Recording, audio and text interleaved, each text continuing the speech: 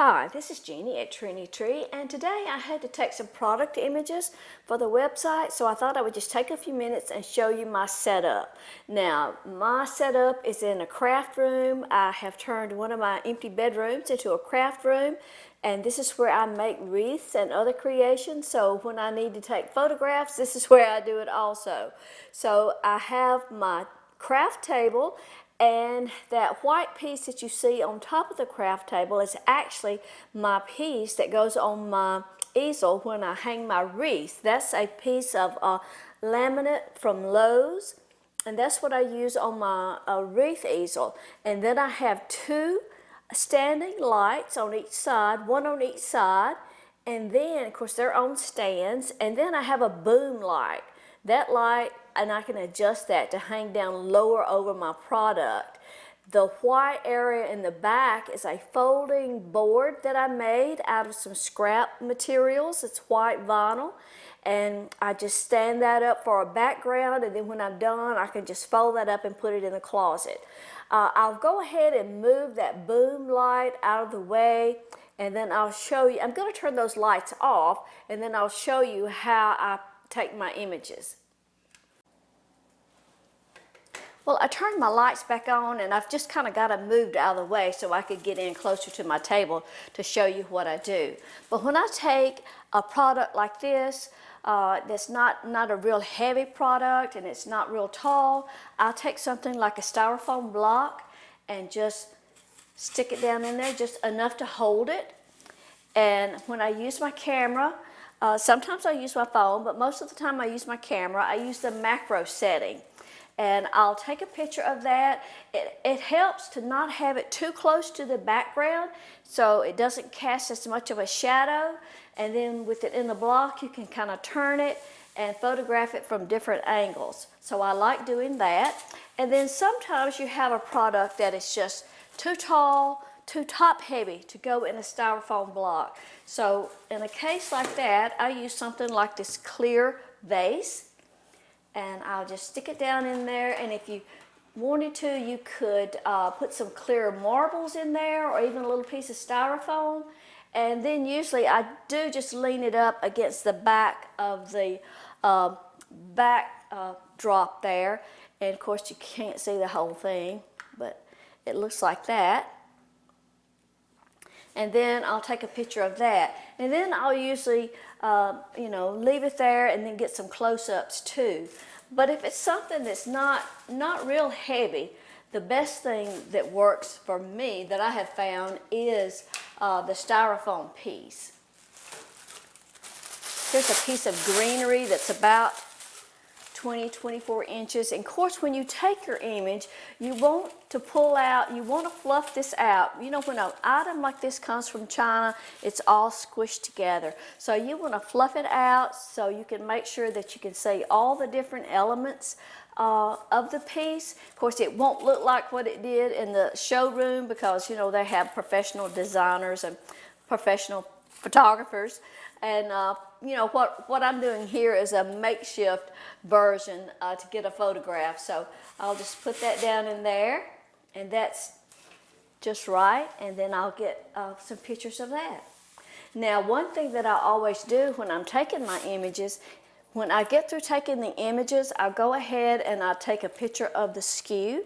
It has the number and the UPC number on it, because especially when you're taking a lot of images, if you're just taking 3 or 4, it's it's not hard to go back and look at your image and know exactly what product you're talking about. But if you're taking a lot of images and they look kind of similar, like greenery and this sort of thing, it's kind of hard to figure out, for sure which product goes with, which SKU. So that's just a little trick that I do. Now, sometimes you'll have products that are small like this. This is like a 6-inch bird nest. Now, I have a little pop-up light box that's great for small items like this. But an item like that, you might want to just lay it down and photograph it. In that case, I would just kind of lay it on its side and take a photograph, and then I would, kind of turn it from side to side and get more views. But that's, it's helpful, I think, to show a product the way that the customer is going to use it. In this case, they might use this a bird nest on a pick and put it in a wreath or an arrangement, or they might cut this off and just lay it down and have it like in a lantern or on a tabletop or something like that. So it's always helpful to show it that way. Of course, if you're making a wreath or something like that, it's always, I think, beneficial to show it on an actual door so customers can get a feel of what size it is and what it will look like on a door. But if it's a piece that they may use in multiple different ways, don't be afraid to just, lay it down and take a picture of it, laying down, and then you can take one, standing up too. Another thing, and I don't have one to show you right now, but if you're photographing a product and it has some really droopy things that are going to all just fall down like that, something that you put like on a Christmas tree and it drapes, well, that's the way it's supposed to look, but it's kind of hard to take an image of it. On something like that, I use sometimes glue dots, or I may put it up on my backboard and use some push pins or even some tape.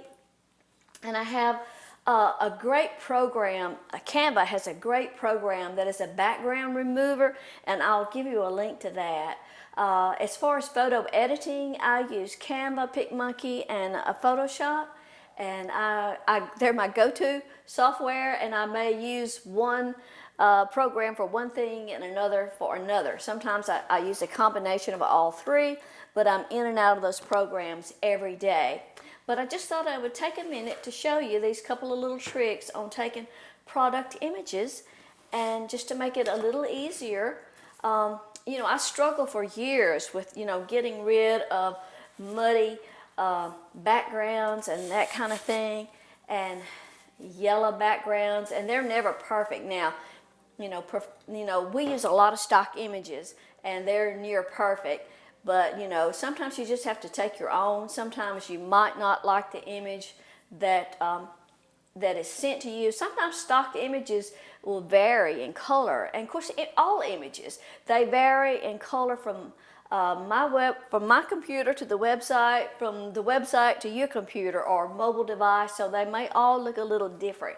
But sometimes, you have to take your own image just to make it look like, you want it to look. Okay? I'll give you a link if you'll just, there'll be a link to the blog post in the video, and that will have the links and more information about the editing programs that I use. Thanks for watching. See you next time.